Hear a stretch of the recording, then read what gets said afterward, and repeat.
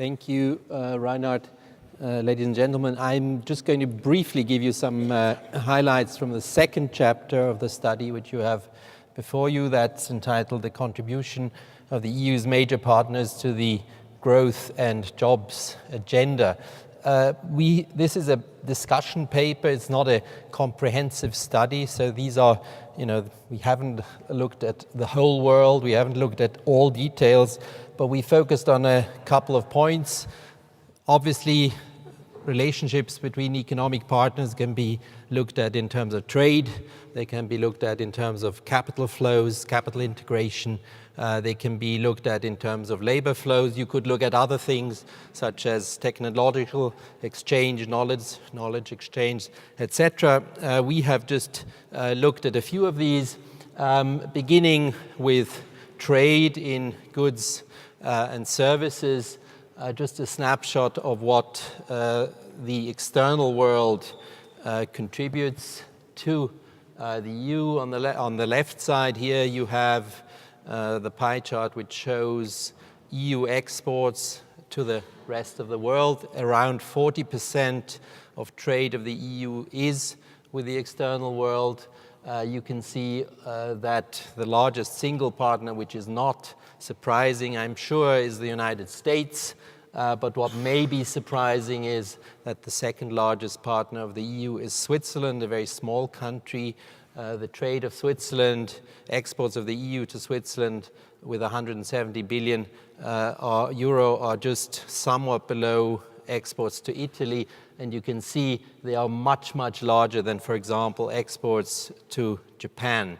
A very similar picture on the services side, around 83 billion of EU services exports into Switzerland. Again, the second largest services trade partner of the EU after the United States and before China. That's around 12%, this number around 12% of total EU services export. Trade, of course, is a key driver of growth.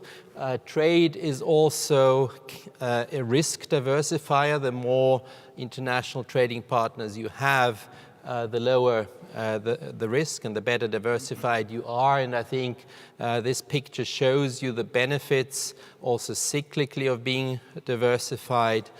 Trade with the outside world for the EU acts as a stabilizer, not always the same countries that stabilize or help to stabilize.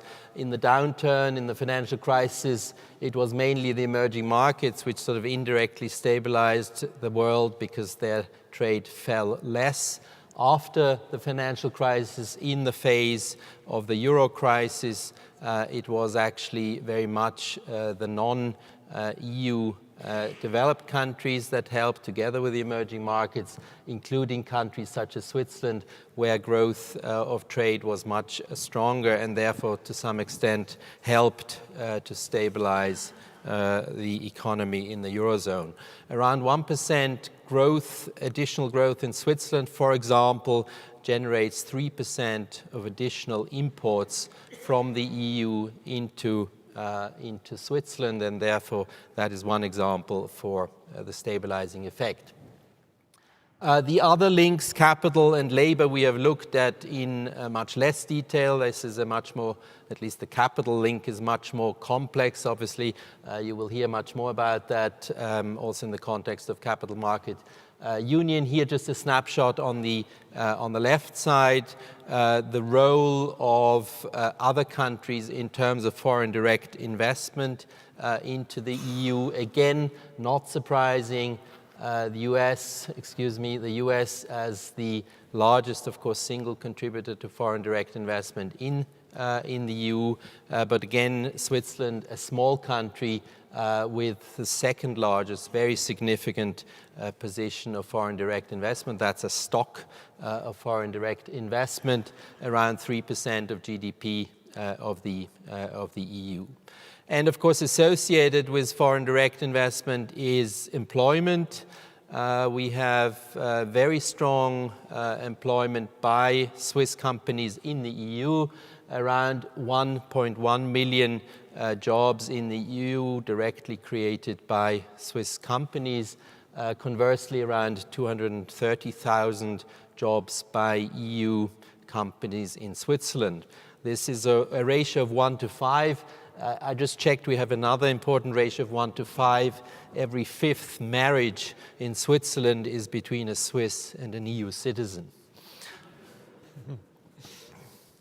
And then finally, almost finally, just to sort of sum it up, I wanted to present a somewhat strange map to you, which might use some time to get used to.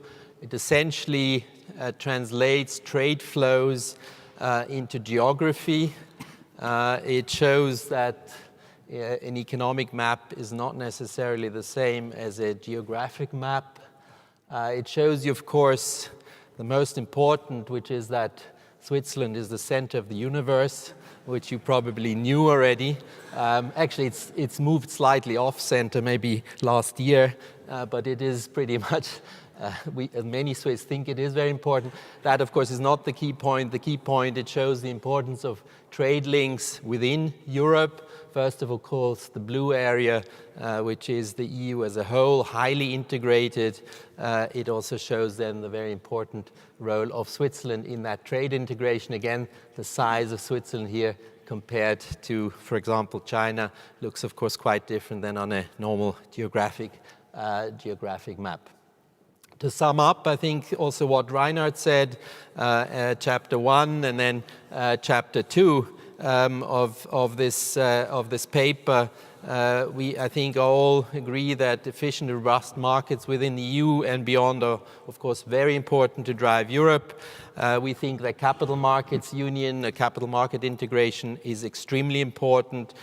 We think that generally Europe's external partners can and do contribute very significantly to EU economic activity and welfare, both in terms of direct and indirect effects, both in terms of trade and other factors. And of course, we also would like to point out that some small countries may be contributing quite a bit to this process. Thank you very much.